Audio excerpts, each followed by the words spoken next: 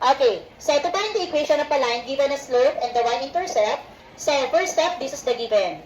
Okay, so our slope is 3 and the y-intercept is negative 4. Again, sabi ko nga po kanina, bawat given, bawat competency, iba-iba yung form na gagamitin natin. So since ang given natin anak ay slope and y-intercept, meaning ang gagamitin nating form ay slope, intercept, form. And this is the pattern. Y is equal to mx plus b, or what we're going to do. So step number 1, write the pattern. Okay, so our pattern is y is equal to mx plus b. Then step number 2, we need to substitute the value of the slope, which is 3, and the value of the y-intercept, which is negative 4. O take note, ito yung pinakamadali sa apat. Ano lang gagawin natin dyan?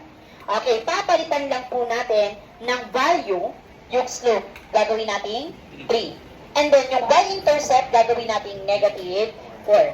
Meaning, si y at si x, remain pa rin siya as variable. Okay, gawin na po natin. This will become y is equal to, what is the slope? 3. Then kopyahin si x. What is b? Okay, negative 4. Now, this is already the answer. Do you understand? So, this is the answer. This is the equation of the line given a slope and the y-intercept. Anong form po ito? Ito po ay naka-slope, intercept, form. So, gawin natin, anak, convert natin to standard form. Ano nga po ulit yung standard form? ax plus by is equal to c. Ibig sabihin, we need to transpose 3x to the left side. Kasi kailangan magkasama sa left side, anak, yung may term na x at y. Ngayon, kung ililipat natin si 3x sa left side, what will be the sign of 3x? Magiging negative 3x po.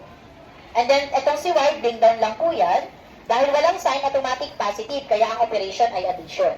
Is equal to, so si negative 4, bring down lang po. Now, do you think this is already the answer?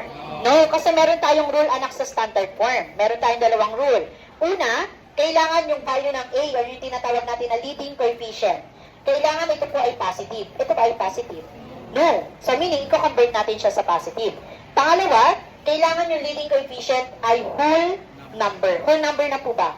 Yes. So, meaning, ang babaguhin na lang natin yung sign. So, para maging positive to, what we're going to do?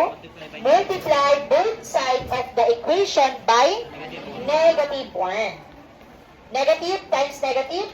Positive. Negative times positive? Negative. Negative times negative?